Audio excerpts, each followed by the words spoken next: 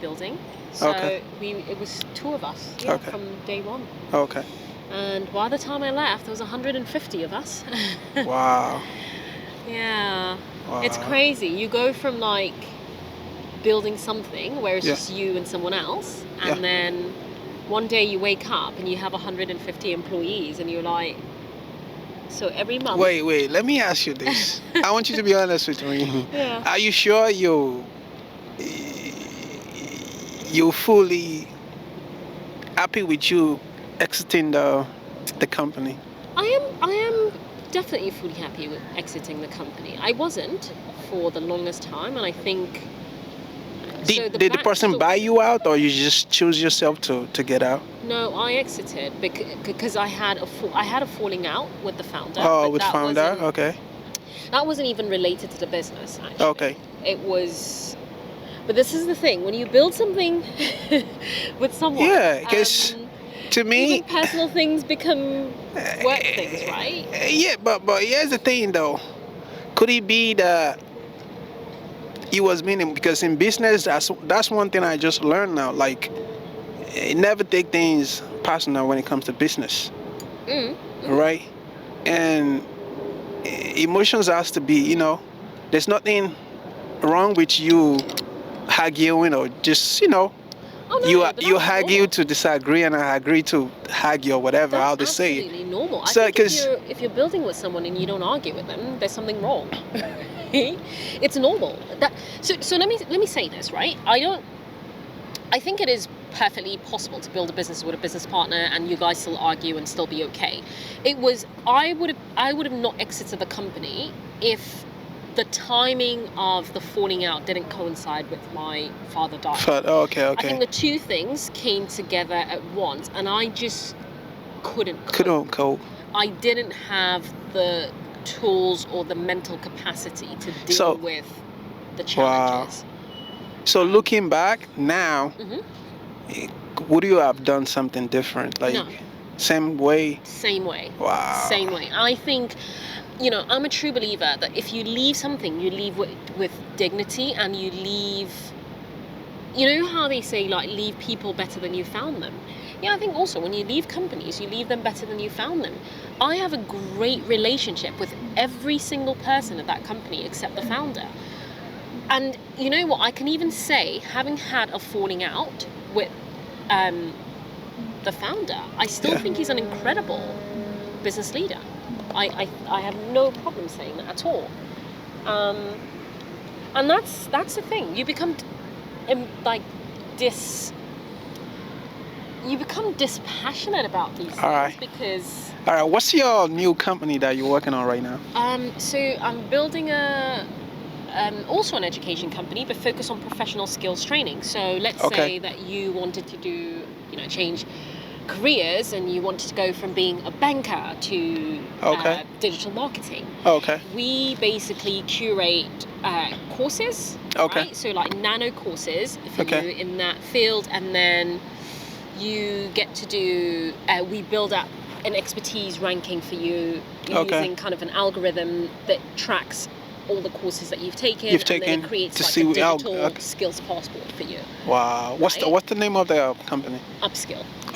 Is he in UK or? Well, right now it's Nigeria? operating out of Nigeria. So we are, I guess, what in tech you call like really early stage. We're like pre-revenue. Wow. Well, no, we're not pre-revenue, to be fair. We're pre-product.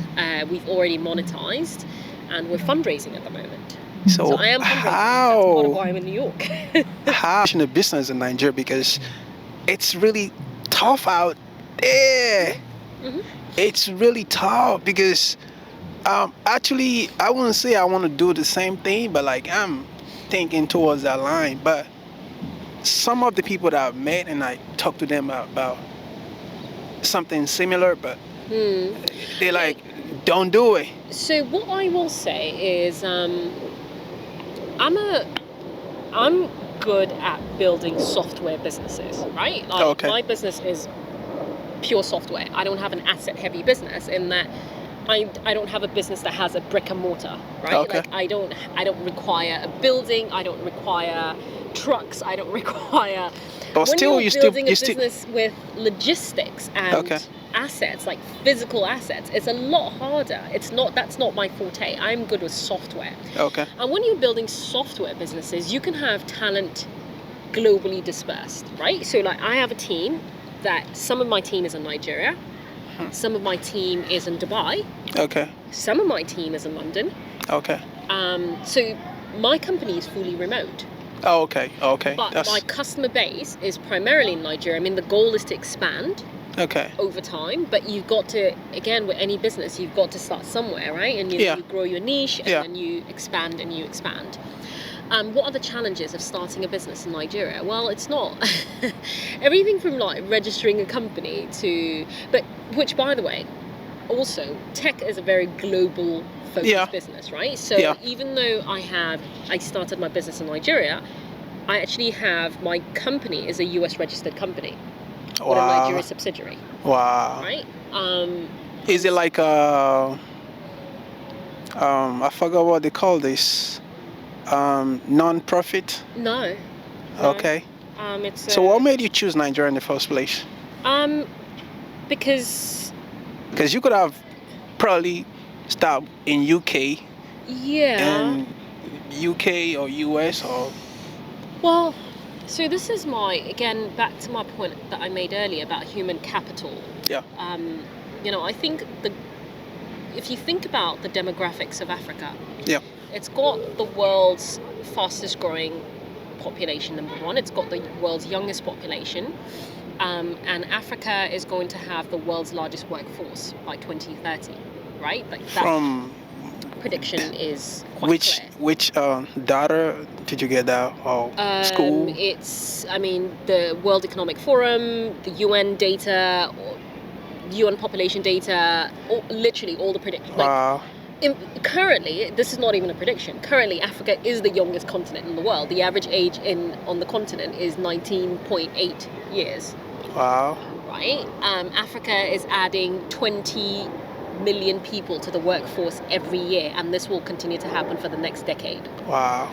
That reminds me, I think the World Economic Forum should be in a couple of days from now, right? I think maybe September 20 something, I can't remember. Well, so there's two. There's usually Davos, but I think Davos happens in. Actually, yeah, you are right. Yeah. So it is happening in a couple of days. Yeah. And so, back to your question, why Nigeria? Yeah. It's obviously the largest economy, but also the largest population in Africa. So if you're going to have an Africa-focused business, it logically makes sense. But it's also a market that I understand because I am Nigerian. But I'm going to say this, and I'm sorry to say this on camera, right? No, go on. The Nigerian, their mentality, like the way they think is way, way different.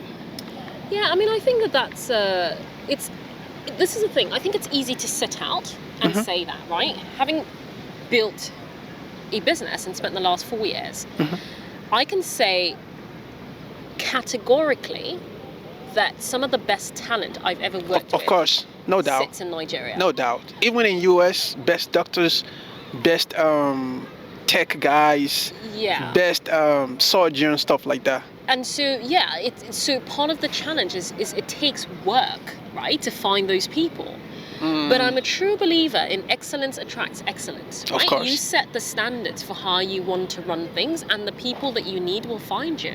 Wow. I've never had a problem. I have an amazing team. I'm sitting here in New York, and every morning I get a text message from my team going, we need to do this. We need to do this. Just so you know, wow, we've delivered on this. We need to do this. We're waiting for you on this. We're waiting for you on this. So how do you handle all this? Because sometimes, starting something new or something fresh, it could be a lot. Oh, it is a lot. Because people texting you back and forth and all lot. That. So what's your routine like? Your daily routine like when you wake up till the time you go back to bed in the. So I always start my day with a to-do list. So I have this trick that I say to myself. Okay. On my to-do list, there has to be 3 big strategic things on there. Okay. Right? And so long as I knock off those 3 strategic things, even if I don't finish my to-do list, Okay. I feel like I've accomplished something, Wow. right? And so my work is divided. So I say to people, being a CEO is not about knowing everything. It's about knowing enough to know the right questions to ask. Of course. You need to hire people in each department that are better than you in that area. Wow. And then your job is to know the right questions to ask them. Ask them. Okay. So let me give you an example. When I was hiring my marketing person, right, I have a strategy. As a CEO, that's my job, strategy. This is what I need to do. This is the target. I want to acquire, just for example, 1,000 customers in the next 3 months, right? And I want to do it using digital ads. Okay. What digital strategies are you executing? Where are we putting our ads? What kind of ads? Can I see the ad copies? Can I see the ad assets? That's a CEO's job. Okay. You ask the questions, the execution, you leave it up to your team. Okay. So the only job I have as a CEO is to try to recruit people that are great executionists. And then I just ask the questions. Has this been done? Has this been done? And every day, so I have a team, so we do these things called sprints. Okay. Right? And it's 2-week goals. And everybody is completely. That reminds me, sorry to say, because I'm a little bit into IT too. I don't know if you've heard about ServiceNow. About what? ServiceNow. No. So they call what you call sprint, they call it stories. It's like their goals. Yeah. Yeah. So go ahead. So yeah, I look at sprints. I can look at my sprints, the sprint document when I'm here, and then figure out who's not done what, or. It's a very task-driven and kind of strategic. So when things are not done, I can see it. We work in my team doesn't work 9 to 5. We work based on goals. Goals. Right? Once you achieve your goals, yeah. We have strategic objectives. We need to hit X number of customers. We need to hit. So X were you able number of to meet up with the first 1,000 customers? Yeah, no, that was the easy bit. Wow. That's what I'm still striving for right now, as far as YouTube is concerned. Because in YouTube, they said you have to have like 1,000 subscribers and 4,000 watch hours for you to to be fully hired by YouTube, as they say. So where do you see your company in the next 5 years, man? Well, we definitely are. So by the way, right now we only have a 2-year strategic plan. Okay. Right? Because that's kind of. Okay, let me say 2 years then. We would have gone into 5 markets in Africa. Countries? Yeah. South Africa? No, South Africa is very interesting. If you're building in Africa, South Africa it's almost like a Western world strategy. No, it's not that. It's just it's a very different market. So you almost need an entire team. Okay. Like if we were expanding into South Africa, I would probably move out to South Africa for at least a year just to get the team and the business running. That's a market that requires its own team. It's kind of like, like when there's certain companies that are expanding across the world, but then it's like Google, right? Like Google has an entire operations in Ireland to deal with Europe. Wow. It's not, Google doesn't centrally run Europe from. They have their home.